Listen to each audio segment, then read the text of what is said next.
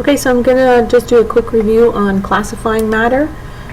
We talked about this in class. We classify matter by grouping it based on its characteristics, okay? So the first thing we need to remember is that matter is anything that has volume and mass. Okay, and volume is the amount of space something takes up. So if I have a block that is 1 by 1 by 1, the volume of the block is 1 centimeter cubed, and that means that it takes up 1 centimeter of space in all 3 dimensions. Okay, that little cube tells you that it's 3-dimension. Now, matter is all made of atoms, okay? So everything that is matter is made up of atoms. And atoms are considered the building blocks of matter. Now, what you need to remember is that matter is classified into substances and mixtures, okay? So let's make a little flow chart that helps you. So matter is classified into substances and mixtures. It gets a little confusing if you don't put it in very simple forms, okay? So all matter is made of atoms, okay?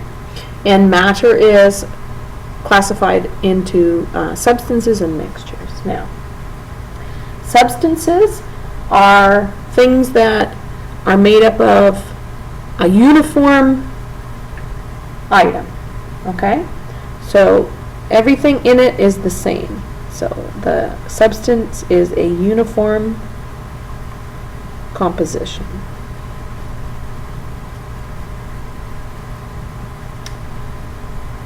And a mixture is made up of a non-uniform composition. It's made up of more than one thing.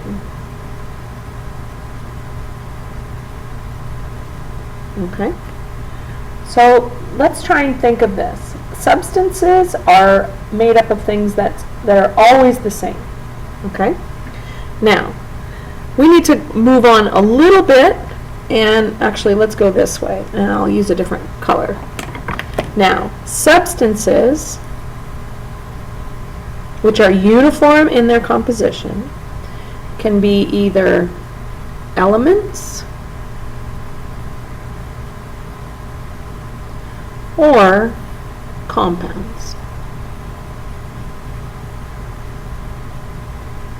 Now, elements are the things that we find in the periodic table. Those are the pure substances, the single atom substances. They're made up of just one type of atom.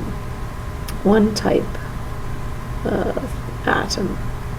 Okay, so for example, zinc is an element, oxygen is an element, hydrogen is an element, helium is an element. All of those things are called elements because they're made up of just one type of atom. Now, compounds are made up of more than one type of atom, but the thing that you need to remember is that they're bonded together. Okay, so if we think about it, look at these. These all have only one symbol. Compounds will have more than one symbol, and that's how you'll know that it's a compound. So let's say, for example, carbon dioxide. Do you notice that there's a carbon and oxygen in that? That's a compound, so it's made up of more than one type of element, but it's uniform composition. So no matter where you go in, let's say you have a bottle full of carbon dioxide, the composition of carbon dioxide is always 1 carbon and 2 oxygens. And what I like to do to remember compounds are things that have these chemical symbols, and it's usually sodium, I don't know, carbonate. Let's make sure I'm doing that right. Carbon dioxide and water. Those are all compounds because they're made up of more than one element. And so they're substances because the substance is the same and it always stays together. Okay. Now, the mixtures we talked about a little bit earlier in another video. You'll see that there's homogeneous and heterogeneous mixtures. And just as a reminder, homogeneous are ones that you can't distinguish from one sample to the next. So if I take a cup of a homogeneous mixture and I compare it to another cup of a homogeneous mixture, I won't be able to tell them apart. They've got the same stuff in them. And a heterogeneous mixture is one that has different things in each of the cups. So if I have a heterogeneous mixture and I take a cup of it and I compare it to another cup or a sample of it, they will have different things in each of them. And a good example of a heterogeneous mixture is trail mix or cereal that has a whole bunch of different things in it, like Lucky Charms or Raisin Bran. And a good example of a homogeneous mixture is like a glass of milk or a glass of lemonade. So it's a uniform thing. And if you want to think about something like a solid that's homogeneous, think about a block of solid gold.